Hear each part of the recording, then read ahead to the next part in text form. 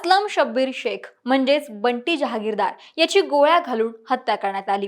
बंटी जहागीरदार हा पुण्यातील जंगली महाराज बॉम्बस्फोट प्रकरणातील आरोपी। पोलिसांनी तातडीने या हत्या प्रकरणाच्या तपासाची चक्र फिरवली आणि या हत्येतील आरोपी कृष्णा अरुण शिनगारे आणि रवींद्र गौतम निकाळजे या दोघांना अटक केली।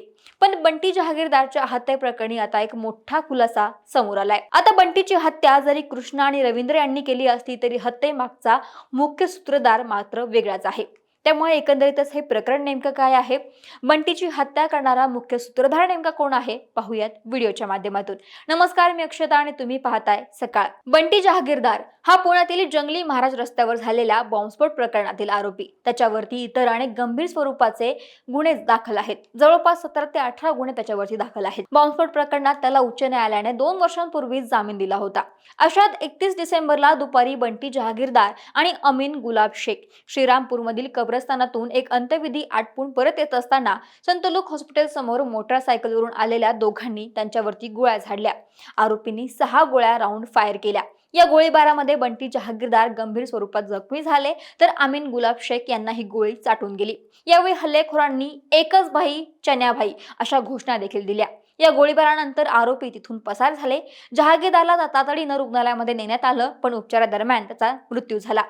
यानंतर या प्रकरणी नगरसेवक रईस अब्दुल्लगनी शेख यांनी शहर पोलीस ठाण्यामध्ये फिर्याद दिली आणि पोलिसांनी तपासाची चक्र फिरवली। दरम्यान बंटी जहागीरदार हत्या प्रकरणात पोलिसांना छडा लावण्यामध्ये यशही आलं।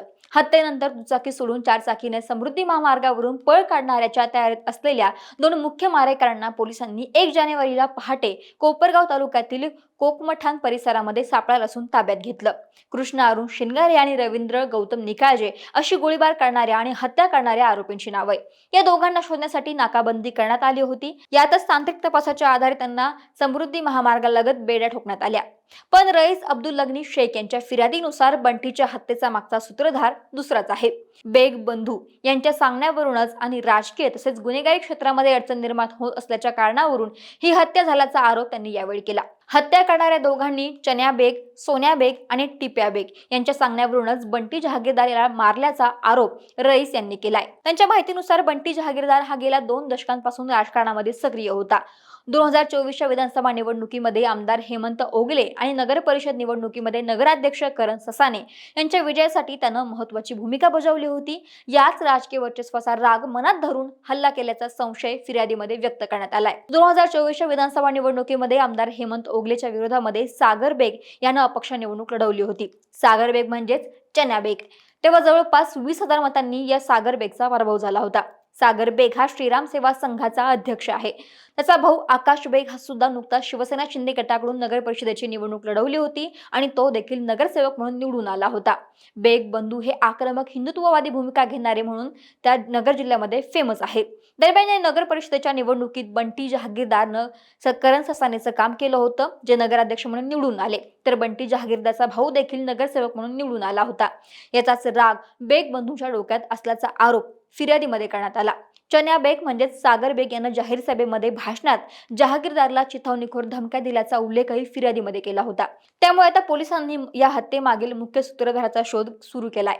पण माहितीनुसार बेग बंधू राजकारणामध्ये सक्रिय आहेतच, पण त्यांचा क्रिमिनल रेकॉर्डही आहे। बेग बंधू गुन्हेगार टोळी चालवतात। 2021ला श्रीरामपुरात चन्या बेग आणि अर्जुन दाभाडे यांच्यामध्ये टोळीयुद्ध भडकलं होतं।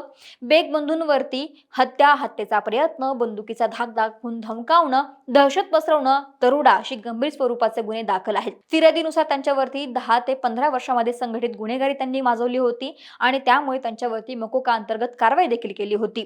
नगर जिल्ह्यासोबतच नाशिक, छत्रपती संभाजीनगर, नवी मुंबई असेल, नगर जिल्ह्यात अनेक ठिकाणी त्यांच्यावरती 26 गुन्हे दाखल आहेत। 2015 मध्ये त्यांच्या याच गुन्हेगारी पार्श्वभूमीमुळे त्यांच्यावरती मकोका अंतर्गत कारवाई करण्यात आली होती। दरम्यान बंटी जहागीरदारच्या हत्येनंतर श्रीरामपूरमध्ये वातावरण चांगलंच पेटलं होतं। या ठिकाणी तणाव पाहायला मिळाला होता। बंटीच्या हत्येनंतर त्याचा मृतदेह मौलाना आझाद चौकामध्ये आणल्यानंतर नातेवाईक आणि संतप्त समर्थकांनी रस्ता रोको धरला होता। मुख्य आरोपी अटक होईपर्यंत मृतदेह हलवणार नाही अशी भूमिका घेण्यात आली होती। यावेळी हजारो नागरिक रस्त्यावरती उतरल्यानं तणाव वाढला होता।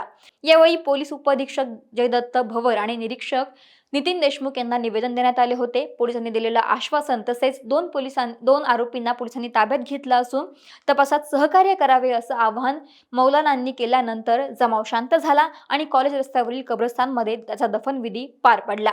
दरम्यान पोलीस अधीक्षक सोमनाथ घारगे यांनी दिलेल्या माहितीनुसार आरोपींनी गुन्ह्याची कबुली दिली असून त्यांना शस्त्र कोणी पुरवली आणि या कट्यात पडद्यामागून कोणाचे पाठबळ होते याचा सखोल तपास सुरू केला आहे. सध्या शहरामध्ये परिस्थिती नियंत्रणात असली तरी पोलिसांचा मोठा फौजफाटा या ठिकाणी तैनात आहे.